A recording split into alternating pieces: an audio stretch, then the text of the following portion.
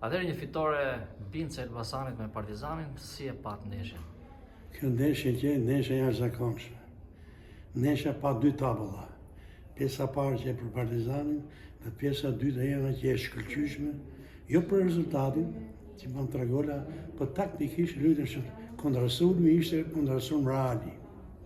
Ndërkohë ndeshja e radhës është me Teutën, sfidë vështirë, si e parashikoni në transfer? Me Teutën a për vdekje. Neve si kur të marrim një pikë atje, për mua shumë mirë, për tjerë nuk e dim.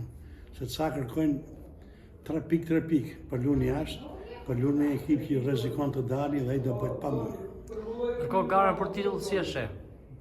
Mund të pretendoj titullin kampion tani Elbasani? Unë nuk jam shumë, kur i thonë kam gullë që jo, du dalë në kampionat.